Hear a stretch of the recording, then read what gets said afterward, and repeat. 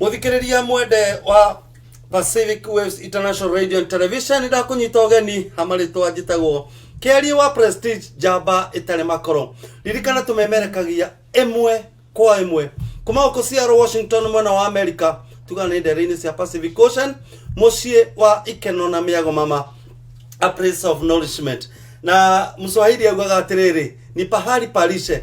Na umuthe ni intrude nyuma hari reception ndaigwa topic ile radio na ni no nyende gukorwo ndi umwe wa show neyo na ndenda kunyita ndikana ni kumanyita ogeni kana ndenda kumurehere wenyeji ene show ino niguo manyite ogeni officially niguo nanie mahero tharo wa facilitate show ndiramenyekana ni mwana wa left kana ni mwana wa right sijui lirikana muthikiriria eno ni show ya Warembo na Pacific na moka guturehere makarungana ithue ndeto cia wendo na nie manyita ogeni ri mahero tha go facilitate show ri ndigo ikwira last time ri twaragiriria horo wake simunikaribishe Warembo. Welcome so much. Yeah.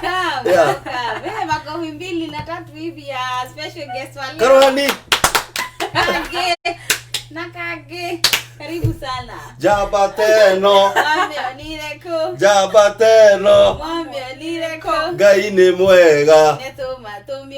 Ngai ni mwega. Nikaribishe sasa. So today we are so honored, man. Yeah. Aren't we honored, I know. We have the CEO himself here with us, eh? Yes.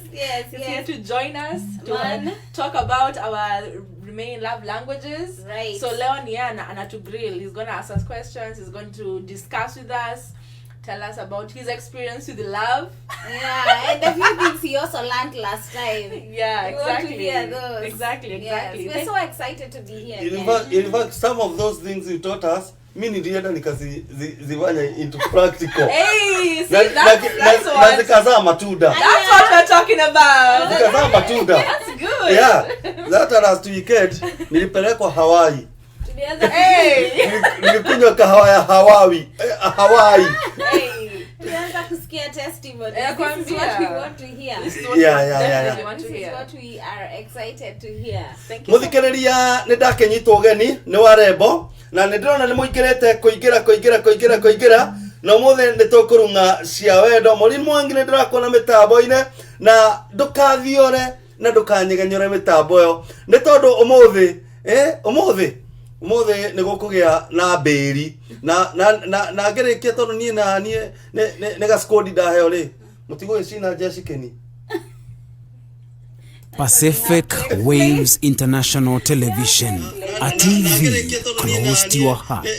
Most educative interviews, transformative shows, brings you live experiences to help you learn and be entertained. Pacific Waves International Television, a muthikiriria ni twacokereria muthenya wa umuthe na ni kuthoma ndumiriri ciganona andikana jandira kuna mitambo ni win Kate Girl urajera urathikiriria mitambo gukura mwana wa Kahawa West na uragwa show ya last week ni yakurathimire Apostle Albert gakona mitambo ni Elizabeth Waithera. Asante sana Charles Kahiga, Ajesh PV, Winfred Mushira arajera athikiriria mitambo ego ko mwana wa Seattle Washington mwana wa America. Maureen Mwangi akora kole mwana wa New Jersey na gwenda muthe turirikanie dakika 5 kana dakika 4. Right. We want to remind ourselves a hiccup.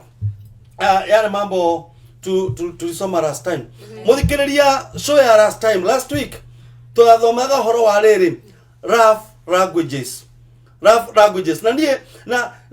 I came to discover hii mambo ya rough na hizi love languages you learn something new each and every day. Oh yeah. Yeah?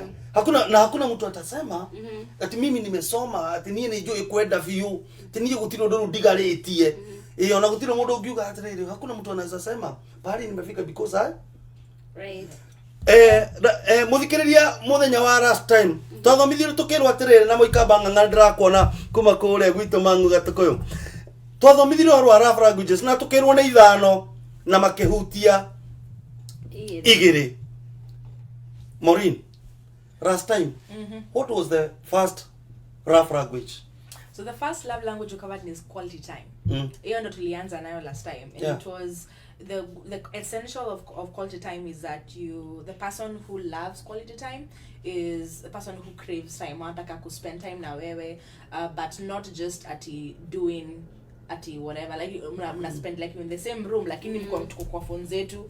No, it's quality time, yani we are literally in the same place paying attention. It's not a matter of just tunaonekana tu hivyo. We are paying attention, we are actually exchanging things, learning about each other, actually catching up with each other about how are you doing, how are you doing, like really. Unajua watu wakiuliza how are you doing, are you really asking how are you doing, ama unauliza just for the sake of doing it?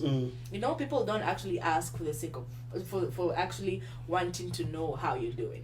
They ask just because that's what everyone does. Okay. Yeah. But in quality time, you're really asking it for real. I want to know how you're doing. I want to know how is work, how is your business, how is whatever, you know. So that's what quality time is, and people who love quality time crave it. So there are significant others who know that they love quality time. Watajua vile kuingisha hiyo quality time. They will take time out of their schedule.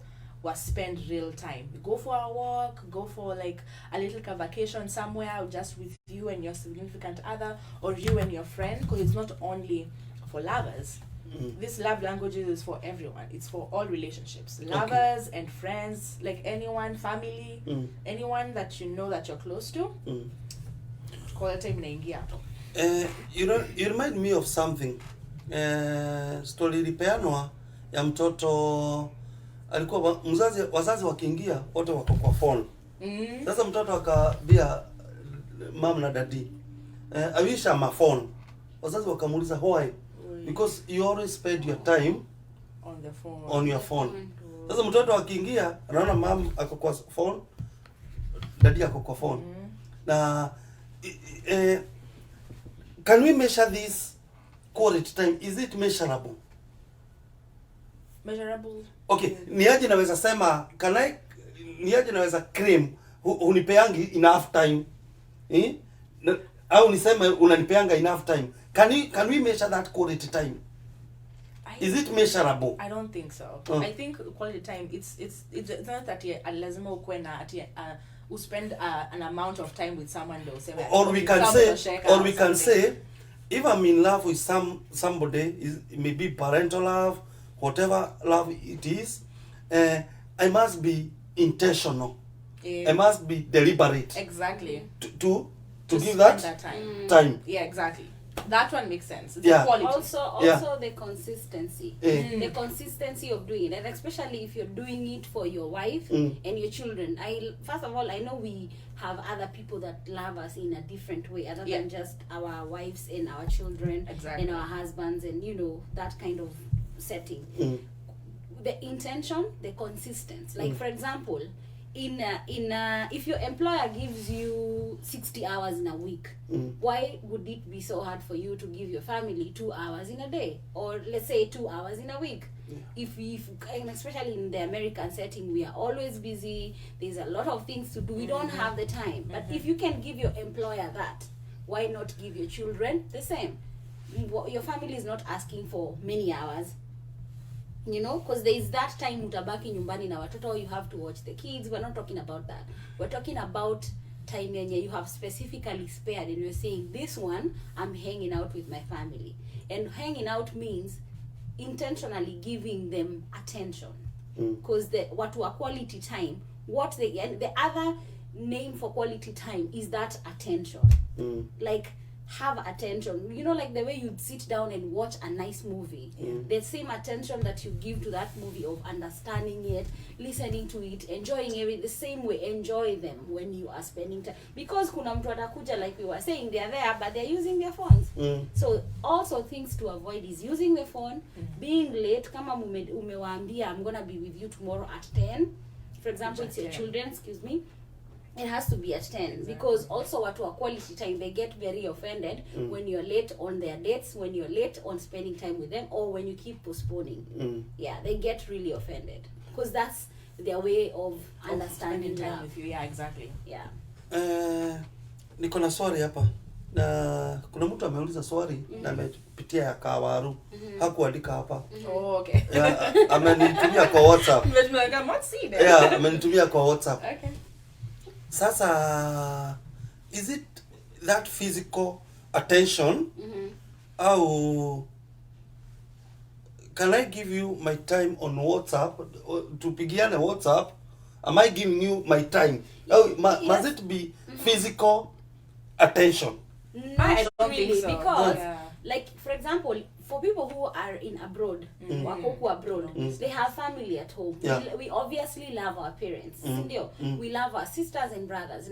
Na wote in our family, they all have different love languages. So in an example where your mom loves quality time, even giving her that virtual call, it means something. Sometimes you talk to people and you're tired, right? Yeah. But the fact that you took the time to give them a call and just catch up, Yeah. not just ask them how is everyone in the family, like an intimate Catch up. conversation. Exactly. Okay. Ohana atia, maudu maikareti atia, you know, you know, like going into the depth of who the person is. Exactly. Yeah. Yeah, so there is that. Sio lazima ikuwe it's a physical thing. Hata wale watu wameoa na wameoa and their wives, they are not in the same setting, but kama mko around, if you guys live together, you're in the same place, that one makes it easier. Yeah. Uju sasa now you have to schedule a time, unasema on Saturday siendi kazi and I'm going to take her on a date. And it's not just a date to go eat out, it's a date to go sit down and catch up. Talk. Okay. Ili tuondoke hapo tuende kwa the second love language. I remember a lady ambaye she was newly wedded. It was a young marriage, young couples. Sasa the guy is very active in church. Very active. Nafasi yake hakuna mtu wa kujaza. Right.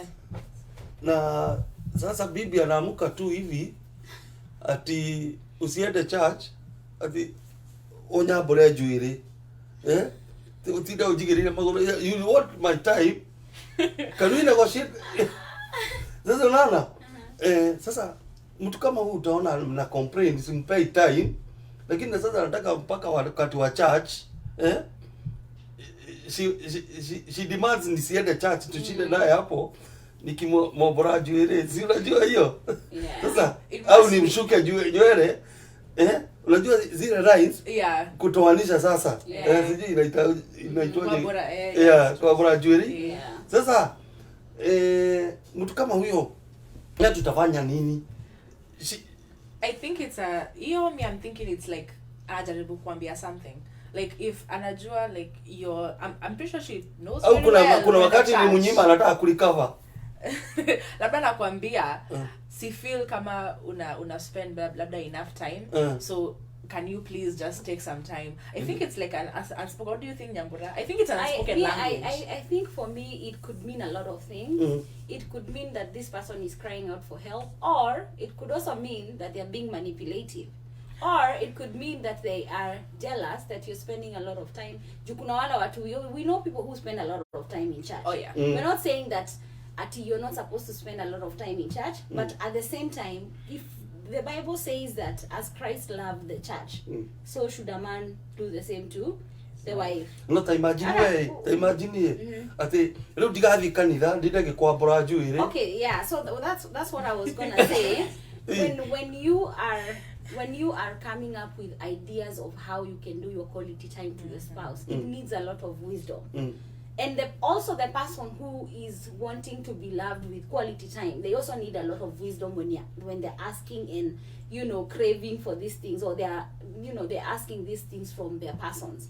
Ukiambia mtu wako mimi nataka, there is also that wisdom, the right time to ask. Exactly. Because unajua, even before you are someone's husband, we modo, you are somebody, you have a life, wewe mwenyewe, even before your wife or children comes in, wewe you are a person. Exactly. You're supposed to respect that. So kama mtu mwenye uko na yeye anakupenda, they know that even you need your time to do those things if it's the church. So huyo mtu mwenye atauliza hivyo, number one, hapo mimi naweza feel like ni kama maybe haulizi with a lot of wisdom. Number two, there is also proper planning.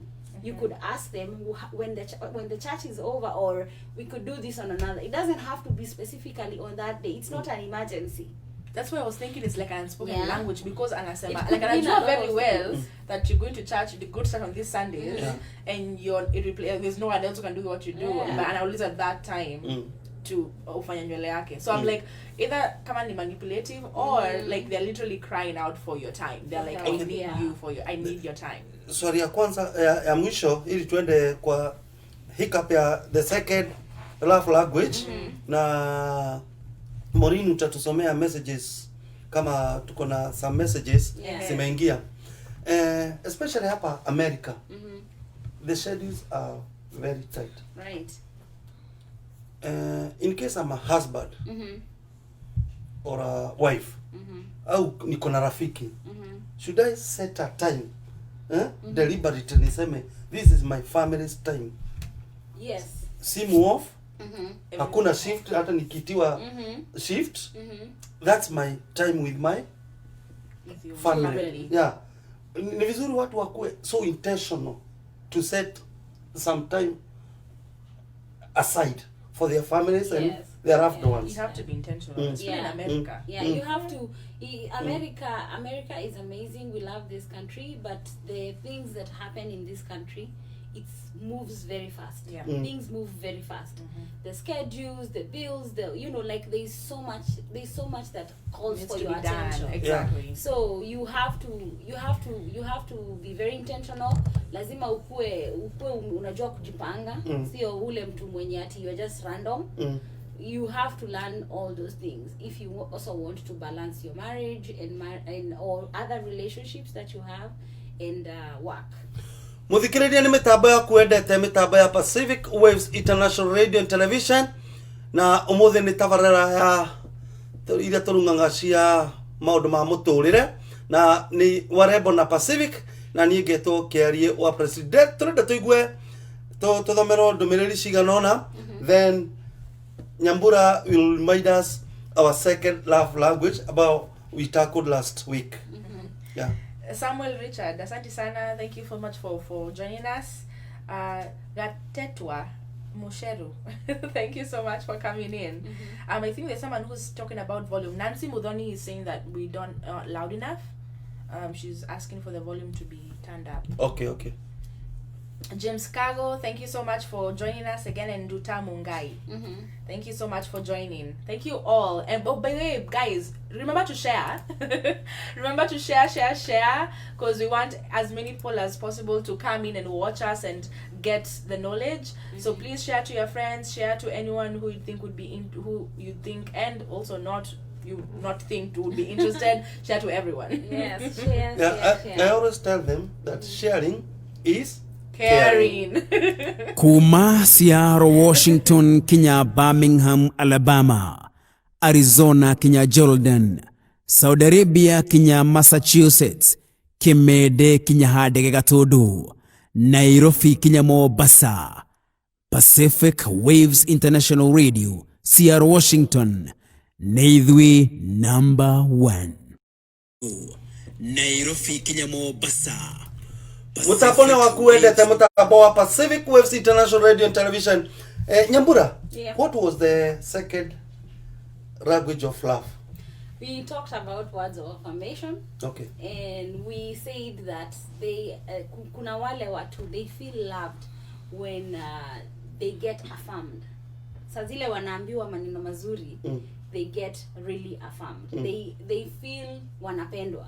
Yeah, so that's what we talked about. And we also talked about ways and how you can also improve on that words of affirmation language. And like we were saying, out of nowhere, if you know your person is a word of affirmation person, you throw them a text and just say something nice. If you're with them, affirm them of something. If for example they are in school, say something about their school. If it's a man, he's providing for you guys, say something about his provision. Like you can go, hey, thank you so much for always providing, those little things, those little words. Or even when they are going through their storms, because sometimes mtu anapatangwa na mashida, you're like, I don't think I'm going to do this. The words that you use to affirm this person shows them that you care. When you tell them, I know you got this, I know you can do this, you know, you've done this before and you did good, or you're doing great. Those kind of words is on the season words of affirmation. Yes. Okay.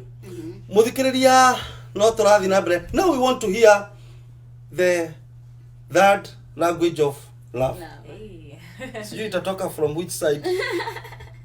The ball is on your side. The ball is on our side. Yeah. I'll let Maureen go first. Okay. Yeah. So the third love language is gift giving. Yes. So gift giving it's very tricky. Actually, gift giving is like one of the hardest. It's not that easy to do, Yeah. because people assume first thing when you think about gift giving, what do you assume is pesa and what to give, right? Yes. Yes. So you're thinking, oh my gosh, how much do I spend? How much is good to spend? Do I spend like 100, 1,000? Which like, one will touch them? Which one will touch them nicely? You know, you overthink. Especially me, gift giving is not my forte, because I'm not that good at like perceiving like what someone will like, what someone will find interesting. So it's definitely something. If I come across a friend who loves being given gifts, I have to literally like study them closely. Okay, so she likes this, she's into this, I'll get her something that goes. Right. So with gifting, you also have to realize it's not about how expensive it is. It's not about actually how much money you're spending on the gift. It's about your thoughts towards it. You know this person, you know what they like, you know what they value. You give a gift towards that. So see about it, you're gonna spend $1,000. No, your friend is not gonna be like, oh my gosh, thank you for spending $1,000 on me. No, they're not gonna. If you don't give them something, if you give a random gift, it's not gonna touch them. Right. So for people whose the love language is gift giving, a random gift will not do. It'll just, because they'll be like, oh, okay, like, thank you for the gift, I guess, but they won't really feel the love, you know? Yes. So something, like, put your words, thought to it. Actually think about, like, what will touch them. So I'm pretty sure you already know the person, you know something small about them.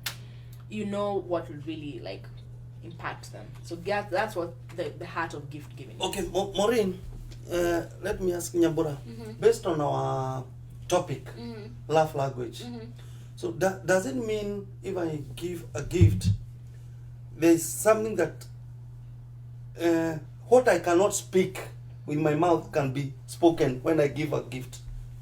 Okay, remember from the beginning of the show we said love languages, there's a language that you will understand and there's a language that somebody else, the one that you want to love, will understand.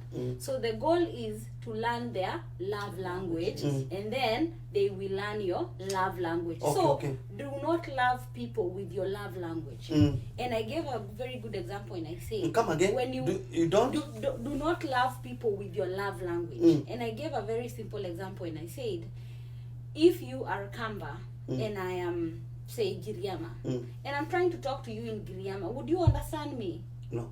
If you spoke to me in Kamba, would I understand you? So for us to have some sort of communication, you either where you have to come and learn Giriama and I have to learn Kamba so that we meet halfway. That is what love language is. So me, there is a way I know, mimi even though this is the way I feel loved. Mimi ni mtu ama gift. Wewe ni mtu wa time. But me sijui. So I have to teach myself. Ndio nifurahishe CEO, this is what I'm gonna do. What am I gonna do? Anapenda quality time. Now you start practicing and wondering, when you want to spend time with somebody, what do? Unaanza kujifunza what things that you can do to incorporate time. Now if you want to reach out to my heart, you have to teach yourself giftings. Unawasichana wakipewa, like what things can I, and by the way, most people just generalize. Like I know men fall into this category ya kushinda wakipewa boxers, perfumes, belts, and not every man wants a belt. That, exactly. Not every woman wants a rose. And flowers and chocolate. Yes, not every woman wants a handbag. You remind me of a situation. Yeah. A guy from our country. It's in my workplace. Kuwa na this white lady.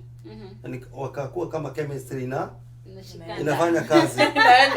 Inafanya kazi. You mentioned the boxer.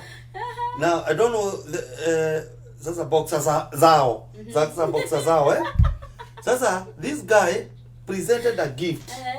Ya boxer zao. A gift kwa the ready they had an outing the ready akapewa hiyo sasa na hii ya juu kidogo na jamaa akaona nini, lakini kwanza alikuwa ameuliza the ready, do you believe in gifts? Na akasema ndio, lakini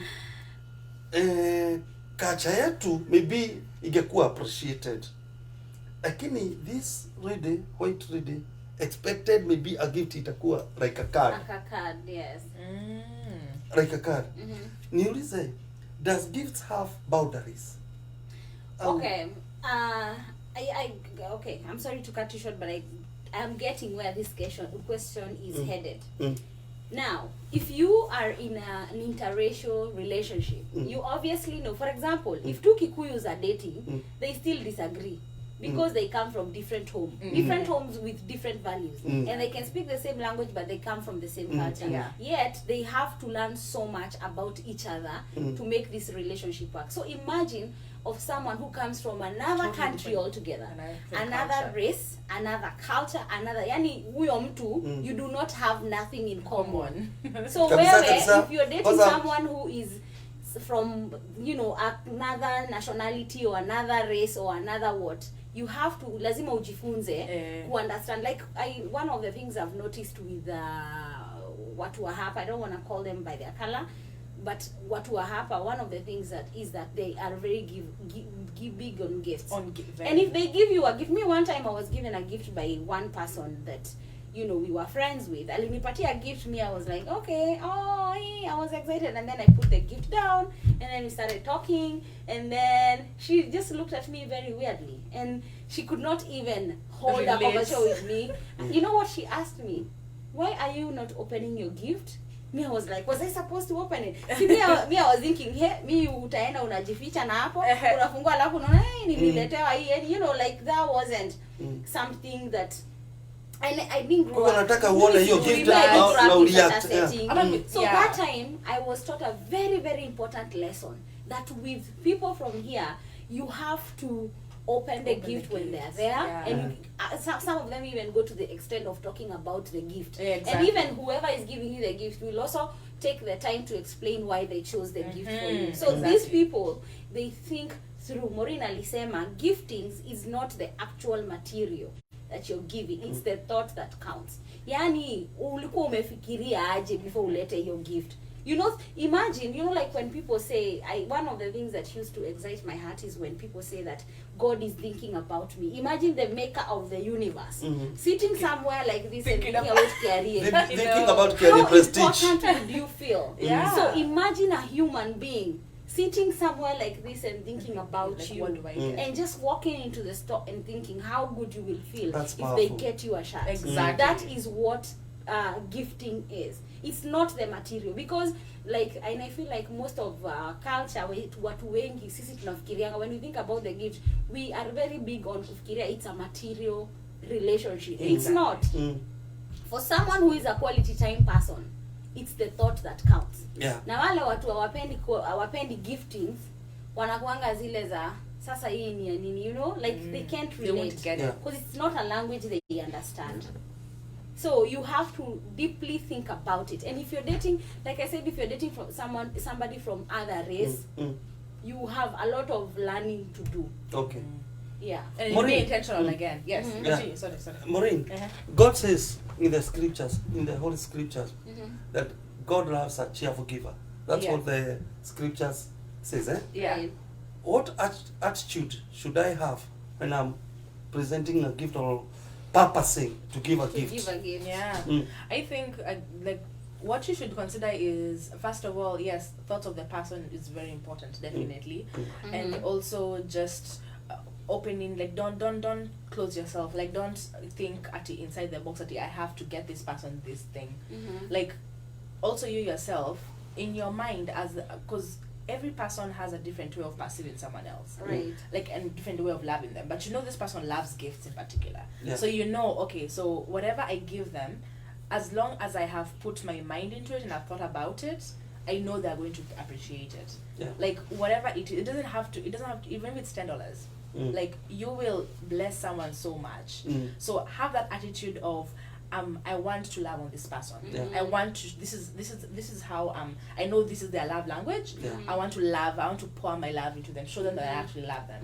And even can I have like a small note and be like, you know, like you give the gift and have a small like, hey, just wanted to remind you, this is why I was thinking about. But maybe not even there with them. I went to a Chinese this buffet or restaurants. I went to one here in Washington.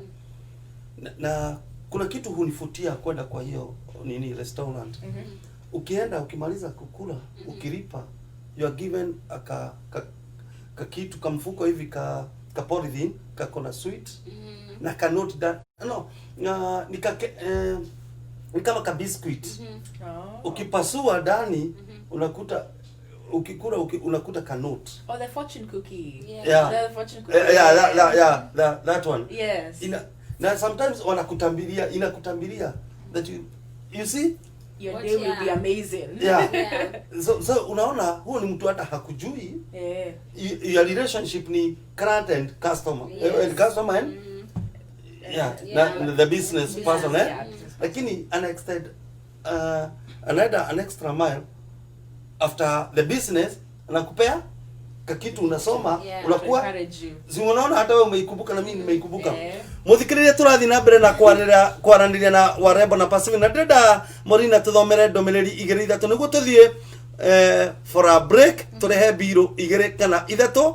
Nie njitagwo Kiarua Prestige na ke wagetwo Nyambura wa Kamande. Amini wahu wa Kifushi. Wahu wa Kifushi. Hakai hiyo jina. Hii ni show yao inakuanga leo muthenya wa Monday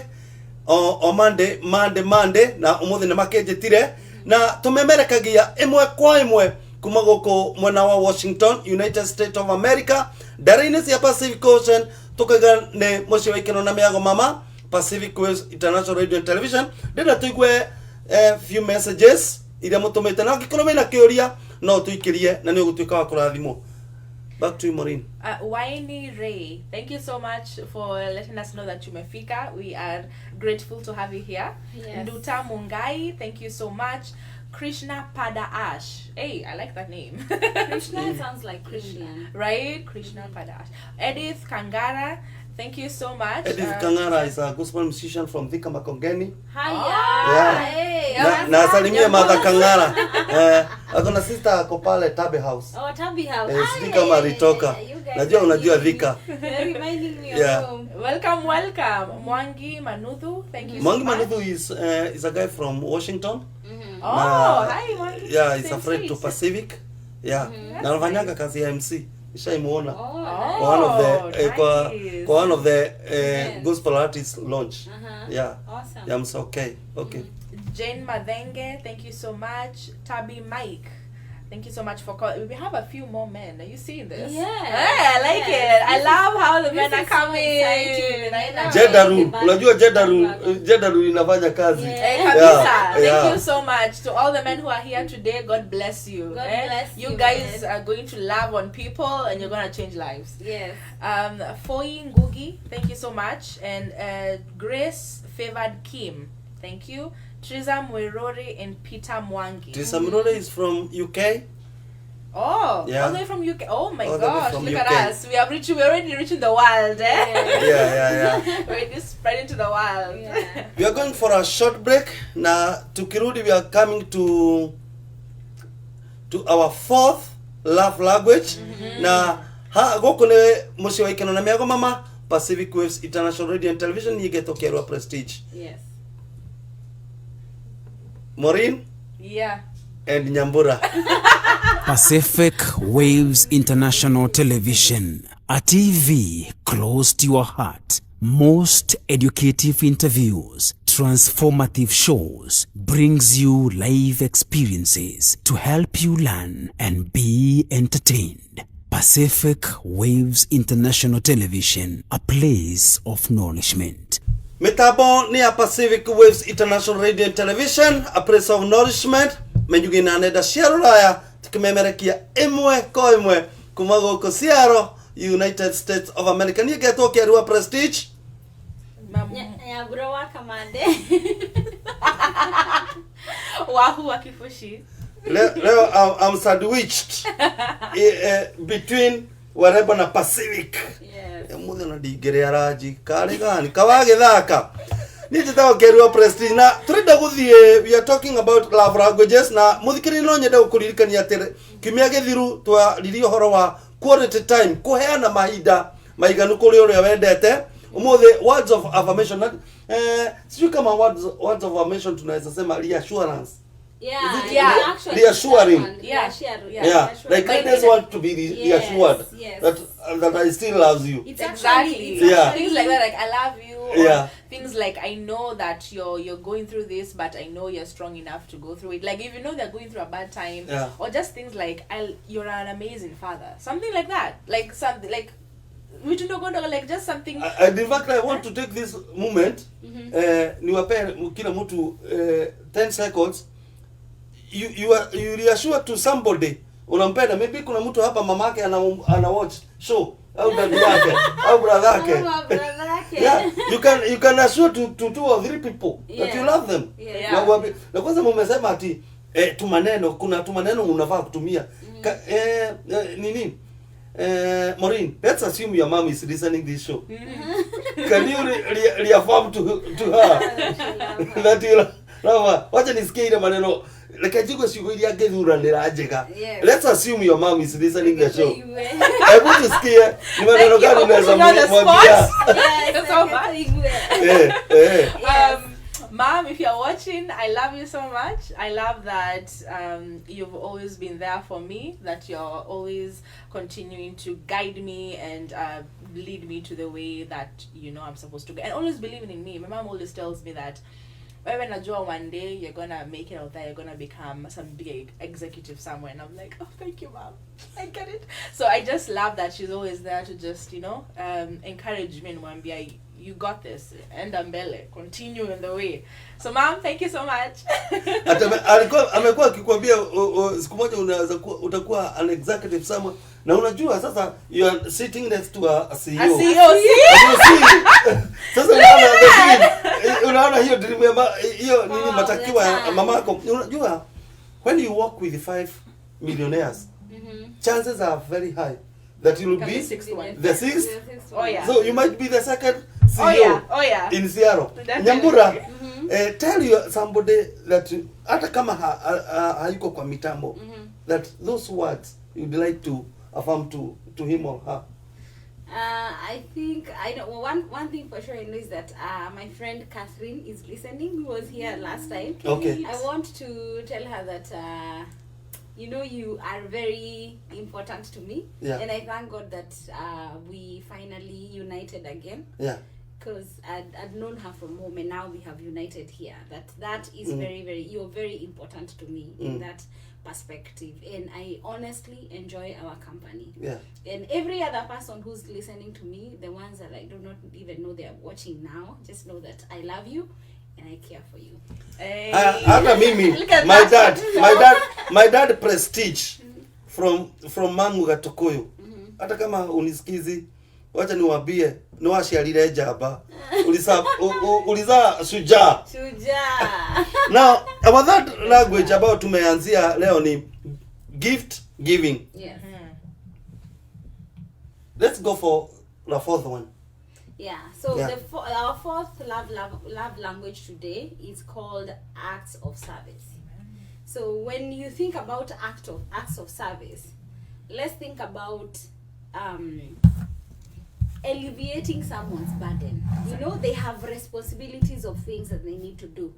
You know, like even coming to your house and just doing your house chore, that's also an act of service. Because it's not my job, it's not my duty. Yeah. But I'm gonna do it because I love you. You know what I mean? Yeah. Yeah, so that's also an act of service. Even running someone's errand. Yeah. Like exactly. just waking up and, you know, they have to go and do a chore, like maybe they were supposed to go to a bank and deposit some money, send a mail, you know, those little fix things, their car. wash their car, fix their car, those little things that you would choose to do for someone.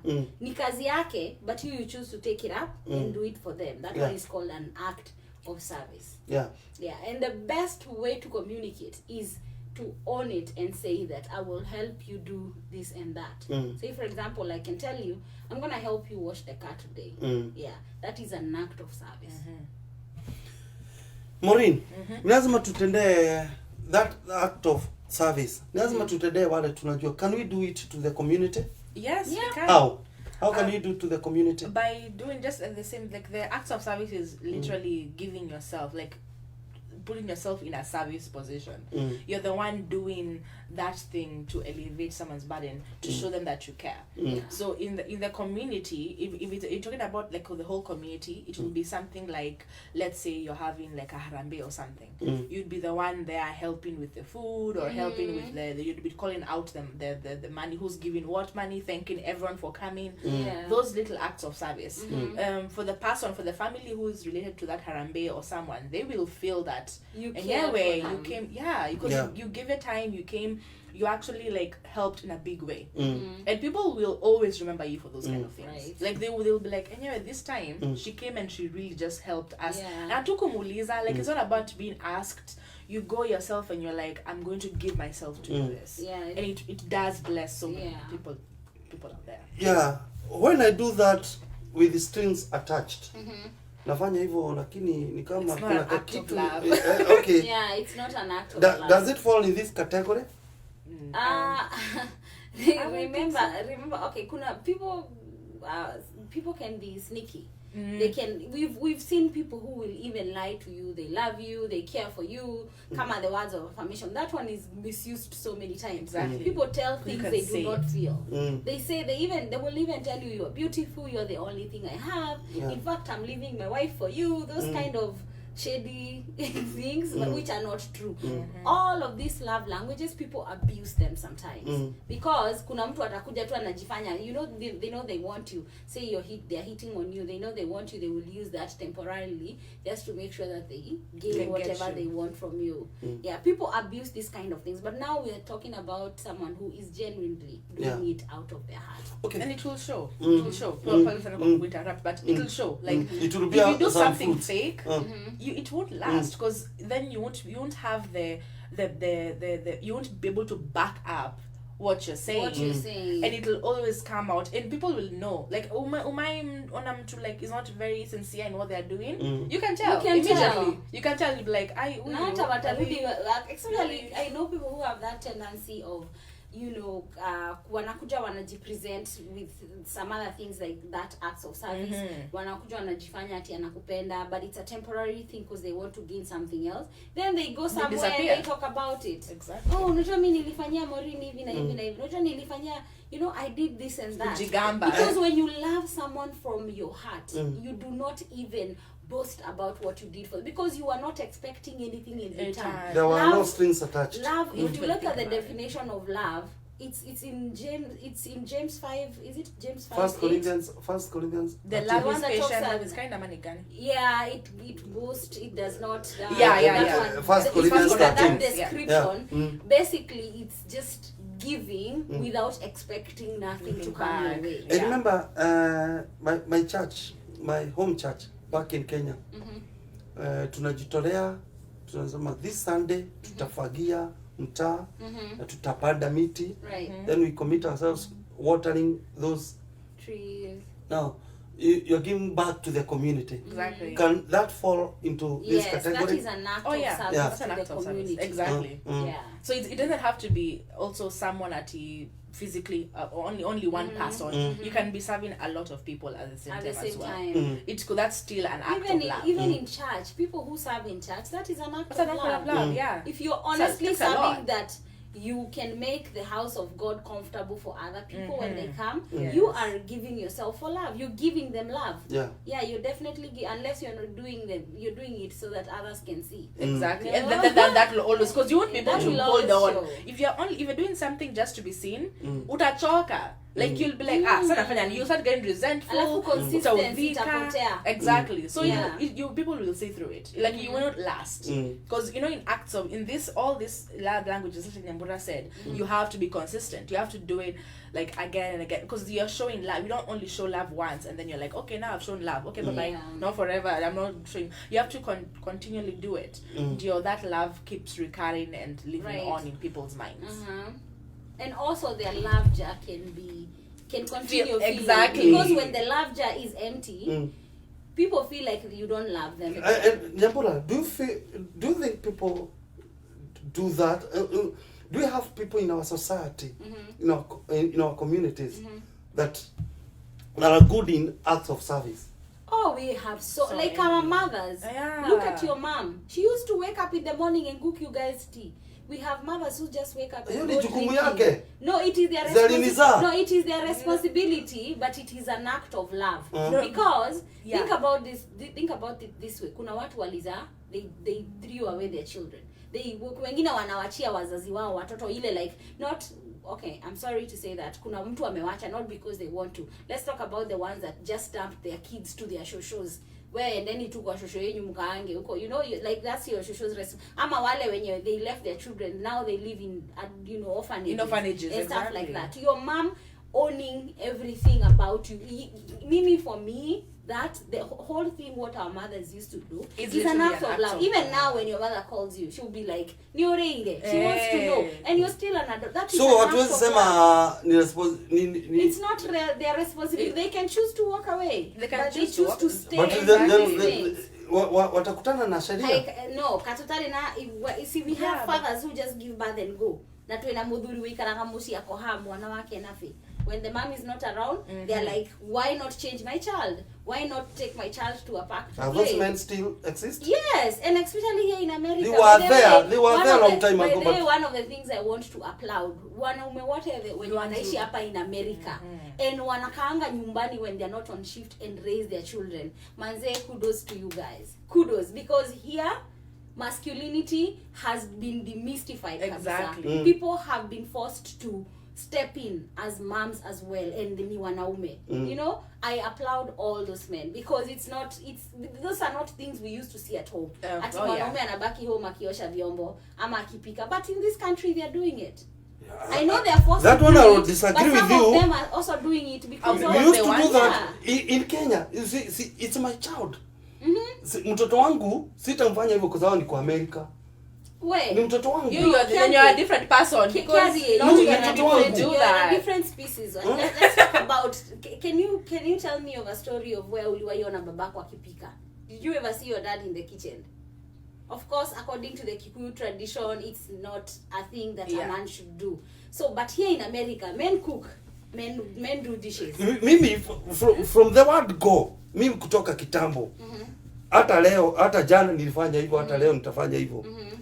Mimi every week mimi niko na siku ya fellowship ya familia, na siku hiyo ni wanakulaga chakula yenye nimepika. Na and I tell them, I want you to sit down. Your son has a great dad. I know. You see, unajua I have purposed. Kuna siku ya fellowship ya familia. Right. Na kila mtu, hata kama hujui kuobesha, siku yako ya kuobesha, utaobesha. Na siku hiyo kama ni chapo, wakisema ni chapo, ni mimi napika chapo. Wow. You see? Now So not because I'm in America. Because of your values. You see? Kwa hivyo tuseme, okay, kwanza acha tusikie some messages. Maureen, tusome message kadhaa. Let's see. Lakini wao wanaume walikuwa wanazaa wanatupa waliisha. Yeah, waliisha. But I think that we still have some hata moja siku hizi waliisha. Bado wanasumbua here and there. Okay, Anne Bogani, thank you so much for joining us. Susie Max, I'm in. Thank you so much. Jeff Shikuku Mushen. Shikuku. I remember. Do you remember Shikuku? There was this name. I think it was a comic. Politician. Oh, Shikuku, politician. The politician. Kulikuwa na politician. Hata comedian. Kulikuwa na comedian. Yeah, I was like remembering. Yeah. Lito O Junior. Thank you so much. Hey, I'm seeing more and more men. I love it. Yes. Thank you. Welcome. Joyce Wanjiro. Thank you so much for coming. S.E. Hadassah. I think she's a pastor who had joined us last time as well. Okay. Thank you so much, Essie Hadassah. Pastor S. Yeah, Cute name. she's been a regular. Thank you so Yeah. much, Pastor In fact, that Essie. name is biblical. Yes, Esther Hadassah. Right. The Esther. Esther, yeah. Mwenye aliolewa na king. Alos Parakletos. Yeah, that's an interesting. Kwani ni last name. botanical? Ebu itamke tena. Unajua kuna majina ingine unatamka it sound like botanical. Parakletos. Hey, I like that one. I really Unajua, like it. I remember there was a species of mushroom. Ilikuwa inaitwa Tamatomasis microcarpus. Hey. Naikumbuka 20 years ago. 24 years ago. Wakati nimaliza form 4. You still remember that from 24 years ago? Tamatomasis microcarpus. Oh my gosh. Gikaru Kate, thank you for coming. Simon Ochola. Wangoi Mungai. Asante sana for all you guys joining in. So Susan Maina and Ann Waithera. Thank you Yeah. so much for coming and joining us. Muthikirĩria mitambo ya kuendete ya Pacific Waves International Radio ni njitagwo Kĩarĩwa Prestige. Nyambura wa Kamande. Wahoo Akifushi, I still don't get this. We are getting Hashtag warembo na Pacific. Ndende tuthi ka break kanini muno tuige gifungo kimwe kia rwimbo ruthaka muno rwa etagwo kwa merigi ririkana ne thiomi cia wendo umuthi turaria thiomi cia wendo mitambo-ini ya Pacific Waves International Radio and Television. Hebu nikuulize out of that song ati araina akaga atiriri interpret for me Morina Shike ati ukendo ni mundu nginya ukaririma unakaa kama kigege yani mpaka unazumba kwa zuzu. Oh my unaweza god. pendwa na mtu mpaka utupe bao ukue boats zikue rus. It is possible. How? It is possible. How? Kwa sababu, like for example, I like always giving the biblical examples. When you think about how God loves us, sometimes you look at yourself and you feel so unworthy. You feel like you are not even good enough. But then the following day unaamka ama something just happens and God affirms you how much he loves you. Yani ile the blow that hits your face. Me, I have gone through situations that have put me in levels that have made me feel like I don't even think that I should exist. But then again, God reaffirms me that ananipenda. Something happens and I'm like, really? Yani, you love me this much? Yeah. Like, okay, I'll say this story. When I came into this country, I was in a bad space back at home. When when I landed here and I settled down here, I almost shed. And I was feeling I remember in your first week in America, somebody showed me your photos. Yeah. Ukiwa Texas. I'm telling you. That first week wakati tu ulifika. So you just sit down and think about how much God loves you when you are feeling like uko rock bottom, uko chini kabisa, you will never come Sasa out. huu ni That Mungu. is love. Sasa huu ni Mungu. Mori. Ushaipendwa mpaka boats zina Mori, can you tell us your experience? One day ulipendwa ukafanya kitu abnormal. Guy. Just share with us. Somebody is listening to you. Maybe sikulipendwa until you did something abnormal. Hata wewe unaikumbukaga. Unashindwa. Ilikuwa mimi. Do I remember? Haujaipendwa ukatokea kwa dirisha. Wakati watu wamelala. Wewe kiredia. Yeah. I can't remember something like that. Haujaipendwa ukiwa umetumwa sukari, ukadili na sukari. I Mpaka ukakuta watu walikunywa dufia. akifanya sukari yako. Nyabura. Huwezi kumbuka one day ulipendwa. Ukilima. Ugeka Keondo ndetekagia newe. Let me accept it. Niye wendo anahegeza. Ukari yo ni wendo ta njohi. He we wendo ti wangu bakona. Emu niwe tako kamanda wa Kioiye. Aina gai. Kamanda wa Kioiye anaiba wimbo. Ati sasa anakompose wimbo, anakumbusha huyu madam situations washajikuta. ati kuna wakati kulikuwa na kiavocado, kimuti cha avocado na hapo kwao. Sasa wamesimama kwa avocado, si unakumbuka wale wasichana wa kitambo vile walikuwa wanasimama. Sasa wakaona mama ya msichana amekuja. Sasa akaambia msichana, unajua hapa unafanya quick kwa sababu kitambo ilikuwa kali. Unaambia mtoto msichana, wewe ukae kwa mti. Mimi ataniona nimesimama hapa peke yangu najifanya hivi. Wewe usukuke naye venye anakuja, wewe unaenda ukijificha na mti. Sasa unaona? Siku nyingine anamkumbusha siku walikalia nini walikalia nini dhiraku. Siafu. Dhiraku ni nini? Safari. Siafu. Yona Safarians siafu. Siafu ni ile inakuumanga. Safarians. Yeah. They're called Safarians. Yeah. So mbaya. Inaweza sababisha mpaka utoe guo umtafute. You're like trying to. I remember niliumwa siku moja.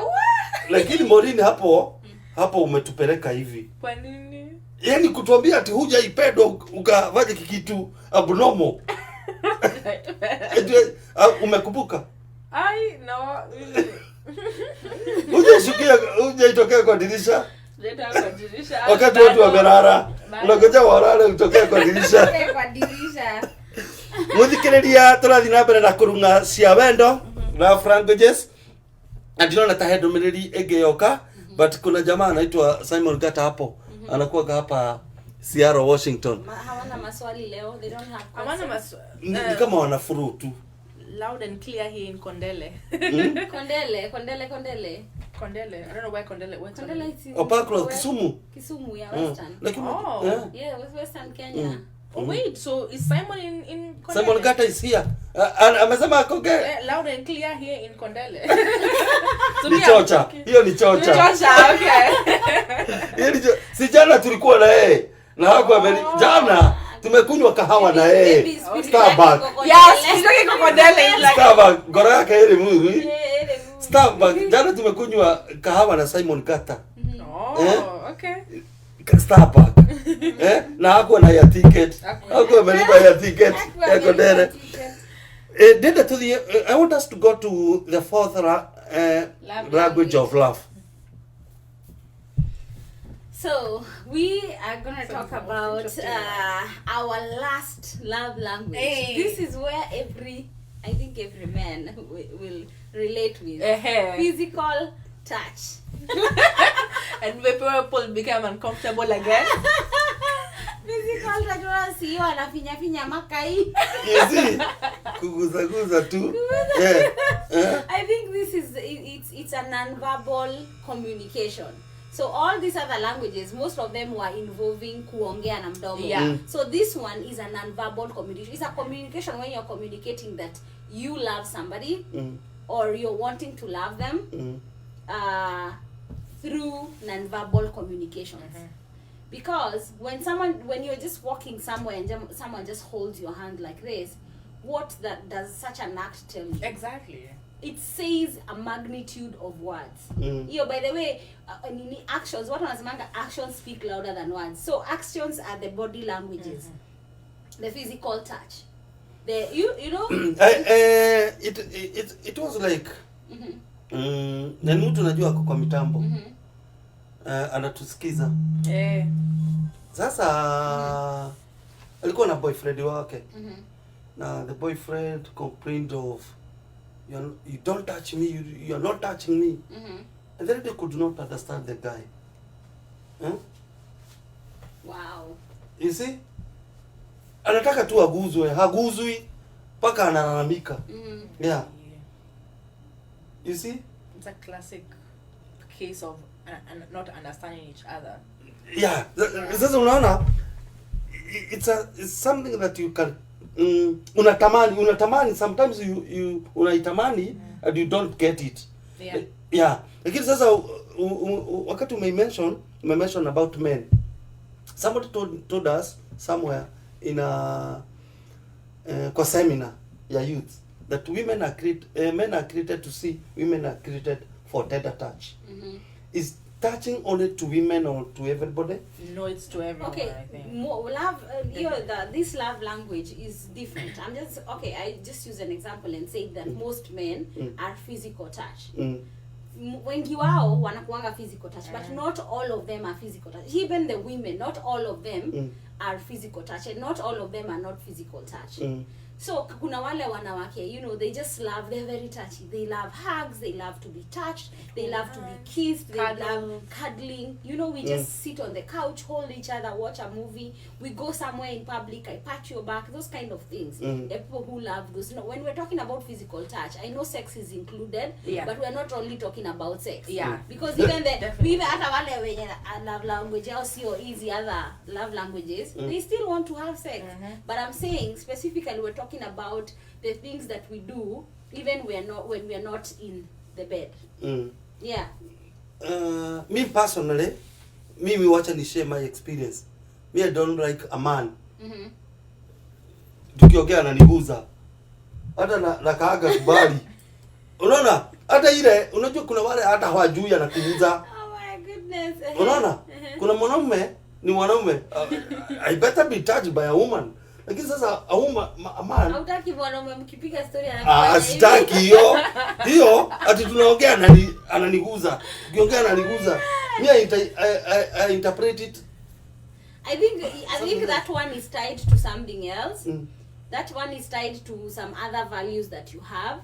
But kuna ule mtu, like if your son wanted to hug you, you'd not feel the same as a friend who hugged you. If your brother wanted to hug you, you'll not be offended. If your dad wanted to hug you and he's a man, I think what you're talking about now drives you into another different world of other values that you don't like. Yeah, or you don't but still coming back to what you said, inaweza kuwa general. Na maybe kwa hiyo example nimepeana, kuna watu maybe they believe in touching. Kuna watu washaikuwa touched waka misinterpret. Yeah. Unajua kuna mtu unaweza touch maybe intention yako haikuwa to express that thing. Yeah, lakini yeye reception ile kitu reception ya ule mwingine anaitafsiri. I think that's when communication is the most important. So like kitu kama like when I met Nyambura, she told me like me, I'm not a person for hugs. So because she saw me, I was a huggy person. So she know me hugs and me are not like maybe once in a while in a blue moon when we're very happy.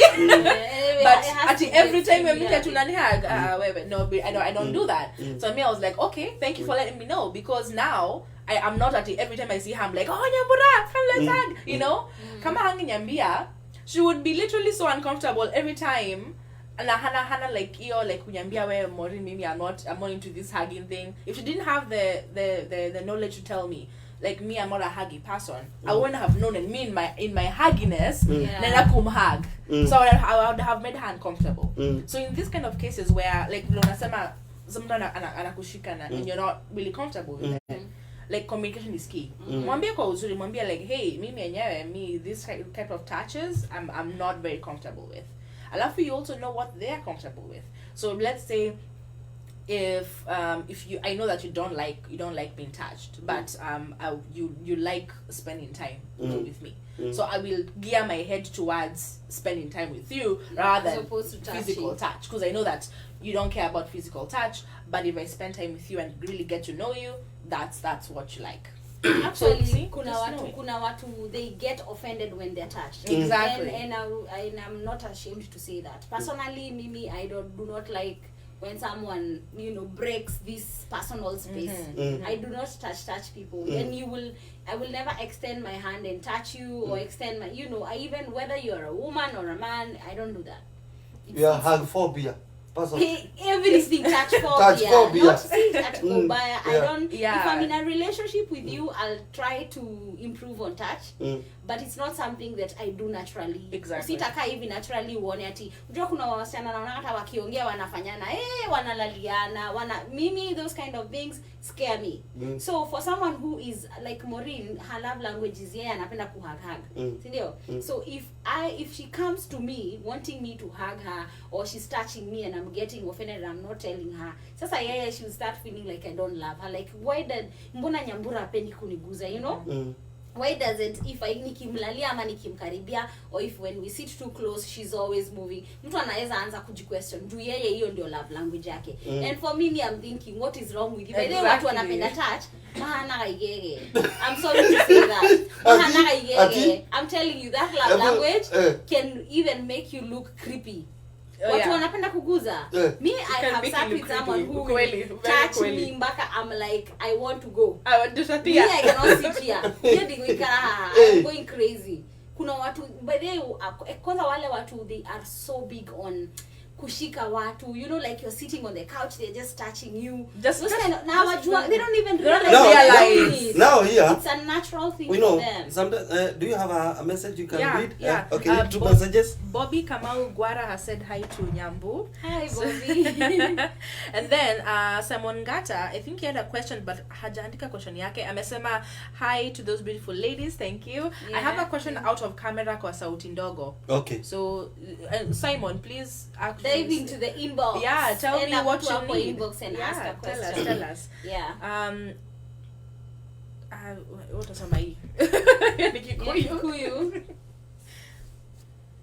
We mure athaka muno. Thank you muno. Raina huko.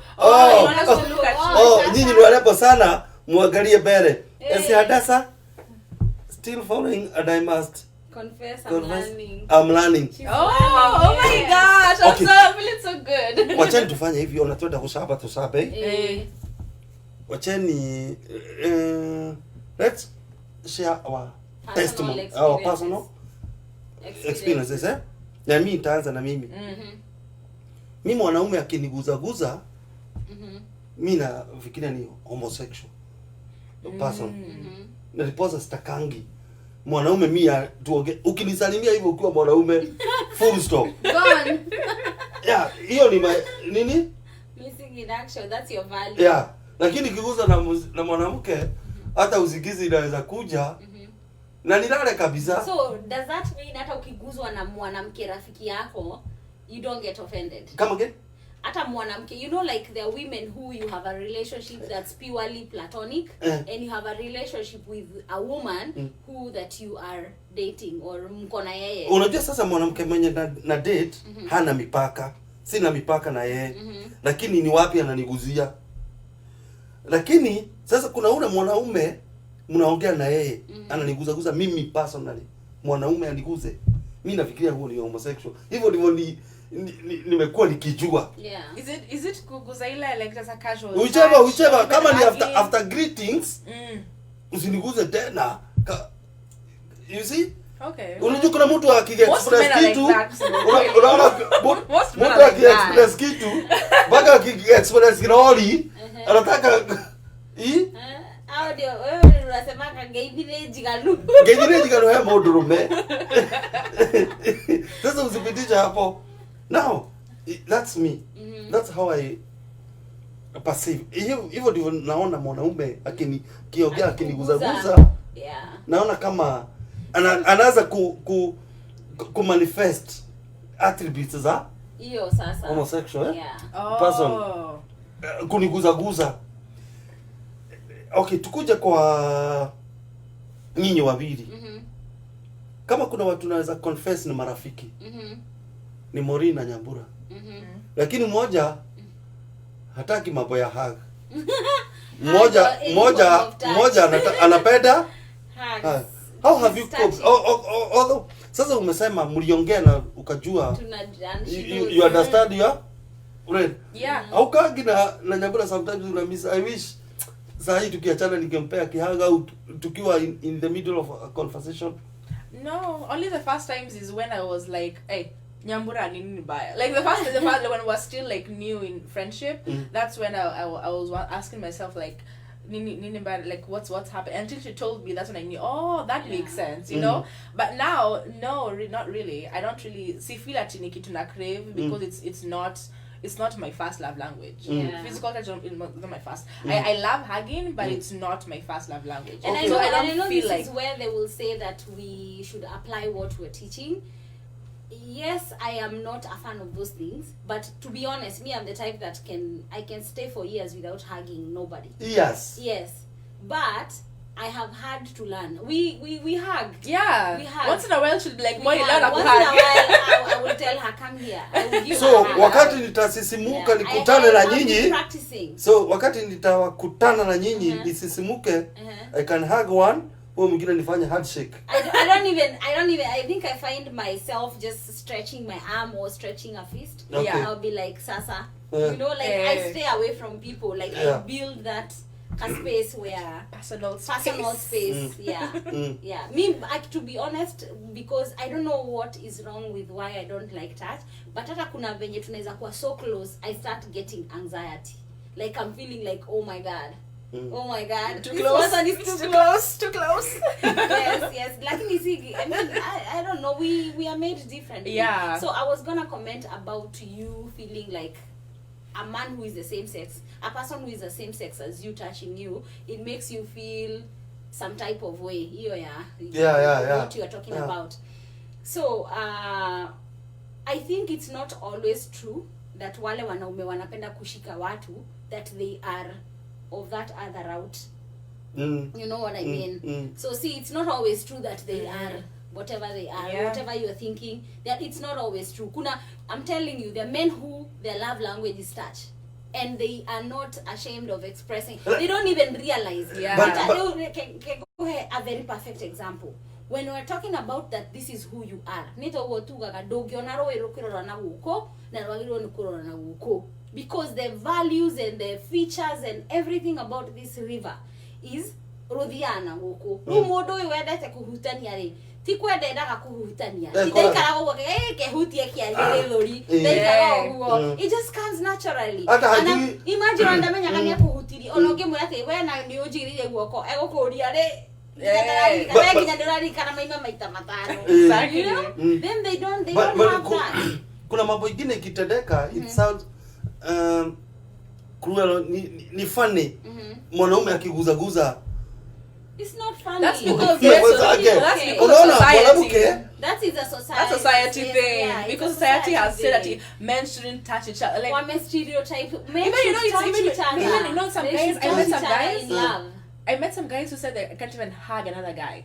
Are you serious? Like, how? It's not like not how? wrong. How are you not hugging? Why would you not hug your friend that you know for a while because that you feel it's leading towards too comfortable with it? Like no, it's literally expressing like, hey, like, I know you. I love you. Your male friend, okay, dakumwira kaudo. When you're trying to affirm them something, by default you'll find yourself like I mean, used to see even like even a back pat or like they used to do a back pat. Or yeah. You know, they butter you to the side, they touch your hand, they even like hold exactly. That is physical touch right there. One time thing is okay. Lakini mna shida mtu akiguza hivyo. Hata mimi nitaenda that conversation. No, even Onokuwa nikiandika guoko utidoke hutia. I read that conversation kwa mwanaume. No, for me even lakini in case it's a woman, even for me okay, in case it's a woman, I will even add another 1 hour or 2 hours for the conversation. Mpaka tuongee mpaka AOB. By the way, with women, they always touch each other. Wanawake, they're okay with touching each other. You know, it's not a big deal. Well, yeah, to women it's okay. Can you imagine ukute mwanaume amelalia mwanaume mwingine? You see, I'm telling you, society. I'm telling you, I think that one is a masculinity thing. I don't know. I don't want to dive in that subject because it might be confuse people. Let's go to AOB. Wacha tuende kwa AOB. Physical touch. Mwanikiraria ni mitambo ya Pacific West International Radio and Television. Tafarira ya warembo na Pacific. Na niye jitagwo Kiariwa Prestige ni mareta special guest ndende tuigwe tuthie break hanini na tugicokereria tuke tutiri heco itu muthenya wa muthe na at least leo nimesoma kitu. Yeah. Ikaro hau mitambo-ini ndugathiore na ndukanyegenyure mitambo iyo. Pacific Waves International Television, a TV close to your heart. Most educative interviews, transformative shows, brings you live experiences to help you learn and be entertained. Pacific Waves International Television, a place of knowledge. Most educative interviews, transformative shows, brings you. Muthikiriria nindakena niwe wanyitanira na ni mitambo-ini na warembo na Pacific na ndenda kumahe mundu just a minute tukienda kumalizia na niguo aikora kama kuna jambo mtu imebakia ukitaka kusema iseme, na kama umechange your mind, kama ulikuwa hug phobia, ulikuwa na hug phobia, touch phobia, na would like to change your mind, tunaweza kukuombea. Oh my gosh.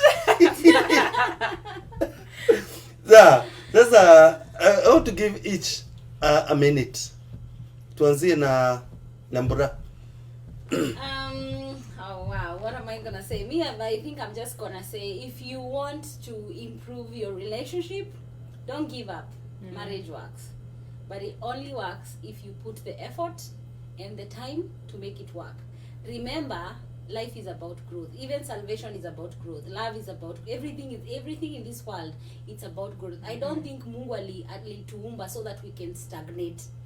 We do not have to stagnate in area of our life. Kama ni mapenzi, you need to grow. If it's how you're practicing parenting, you also need to grow. Every area of your life needs growth. Your spiritual life needs growth. But you cannot grow if you're not proactive, if you're not active. You have to be active. You have to go out there, find information, learn from other people, learn and hear what other people say about love, See, the way your grandfathers practiced things, that's the same thing you're doing. It's important to bring that along with you, but it's also important to learn from other people. Now, watu wanasemanga, especially for us Kenyans, we don't read, but we need to start reading, because that's where you get all this information. And like all this content we're talking about, it's not something that we did not know. It's something that we borrowed from somebody's book. Exactly. Yeah, so it's called Love Languages. Maureen will tell you about that book. You guys can get it. It's on Amazon. He has a website. I mean, there's so many places you can get it. Kitabu, it is very, very, very, very, very affordable. Very affordable. Okay. Very affordable. Anybody can get it. Na hata kama upendi kusoma, kuna audiobooks. You can listen. Thank you. Kama hupendi listen, there's I think even on YouTube he has 2 things that you can you can watch. You can watch. Yes. Yeah. So there is, do not stagnate. Find what works for you and learn from that. Yeah. So just the way Nyambura said, so this book it's called The 5 Love Languages. It's by Gary Chapman. Gary Gary Chapman is Chapman. So go Amazon or wherever you get your books at. Like the way she said, Audible or audiobooks. Sorry, but I usually use Audible to like do audiobooks, or you can even borrow it from the library, whatever you want to do, or ebooks, or you can put it on your phone, exactly, and read it like day by day. But in case you don't like reading, then you can just do the audiobooks where you're listening to it. I know it's usually really good. I love reading and I love listening to audiobooks at the same time, so both of them work pretty well. Alafu, what I wanted to encourage you guys is start a conversation with everyone around you. Like if you know you have friends, you have family, you have a lover who you're not labda hamskizani so much, find out like what's your love language now. And some people also labda hawajui what their love languages are, and that's okay. Like it took me a while to also find mine, and when the book also helps you find like a quiz that you can do. Exactly. So I need to know my love language. Yes, exactly. You need to know your love languages. Remember we said you have a primary and a secondary. You won't be all of them. You can't have all of them. One will stick out in your head the most. You like the one that reaches the best to your heart. That one is your primary. Then there is a secondary one. Hizi zingine it's not like watu wakikupenda na that one you will not feel but you will not reach out. Kuna ile moja. Yeah, kuna hiyo moja na hiyo nyingine. Kama wewe yako ni gani? Mimi my love languages are quality time and words of affirmation. Please don't buy me a gift. Please don't buy me. If you buy me a gift, me I'll be like, okay, then what? Well, upewe time. But if you give me your time, like if you tell me we are going on a coffee date and then you come on time, stay with me and don't even touch your phone. Let's talk. Let's exchange energies. Let's connect. Let's dig deep to the deepest part of our hearts together. Oh my goodness, I'm loved. Mimi, quality time is actually one of my first ones, and hiyo ni akina nini she not necessarily like the love languages are not limited to gender. To a gender. Okay. Not limited to gender. We need to remove that insinuation from our minds. Because unajua tukianza kupinga ati only females like this and only males like this, then we are also limiting like who we love. Do you know what has come to my mind? And I think there are men out there who have been stigmatized because their love language is physical touch. Exactly. Like our culture does not teach us that it's okay for a man to touch. These people have been stigmatized because they feel like lazima kwa yeye labda ni wa hiyo side nyingine. Lakini wacha tuongee ukweli. Wacha tuongee ukweli. Mwanaume wa kuguza wanaume wale wakiongea. Hata hutamjustify. Ati alikuwa innocent. Ati alikuwa innocent. Because remember everyone wants to be loved and everyone needs love. If that's their way of that's their way of receiving love, so we can't judge them for how they love. We can't judge them for who they are. Finally, assignment ya Maureen tufuge chapter. Tuambie kama kuna kitu kuna school ulipenda ukalilima. Oh my gosh. Hiyo ndio. Again. Tuambie ukweli. Ai, was it? Ambia wasikilizaji ukweli. Ai. Ukapotea kwa dirisha. Why you still? I don't remember kusema yake. You know probably her mom is watching and she's trying to stay safe. Unajua hapa ndio pasuri pa kusemea. And you'll be cleansed. It will be cleansed. And maybe we'll have a listener. Oh my gosh. Ni ukora wagifushia gwetereire. Au sikuli uliitwa ukatoka bio na vivuga ukavuga moja ikiwa nini. Au kama uligule umevaa go upside down. Muthikirire toke na muno newe wanyitana na ithio mitambo-ini ya Pacific Waves International Radio Television. Ndenda gutige ngikwiraga muthenya wa Monday nitugacemania na warembo na Pacific mitambo-ini no. What do we expect next Monday? Have you read another book? No, we haven't read another book, but we're coming up with another topic. We shall share it with the people before the week is done. Okay. What come next? Okay. Yeah. We promise to share with them. In fact, we'll in our platforms we'll make a poster telling them what is coming soon. Yeah. Next Monday. Absolutely. Bye. Shalom. Gaya murathime na mwende. Thank you. Bye. Ladies and gentlemen, here it is, the most listened to radio show on the planet. Even the other stations are tuned in too. Pacific Waves International Radio, Seattle, Washington. Shesheni rirata batakahurura. Meri tuno irata baitarini ciothe thi handu ya Roma, America, Africa, Asia na Europe. Mumemba wa Pacific Waves International Radio nitwigane ngatho nigutwihoka we ni wethavu itu nitwakwenyihiria twacokia ngatho nikunyitirira kioneki giki gitu kinene mwene nyaga arokurathima na ndathimi ciake tabarĩra ici ciothe ticitu ni ciakuwe muthikiriria na mwiroreri witu na mwako-ini twakwirira kugacirithia motungata maitu hari we ona kumatamatia ndugu itu nawe. Pacific Waves International Radio, Mĩnyugi na nenda cia rũraya tũtongoragia aya angĩ magatuma thutha.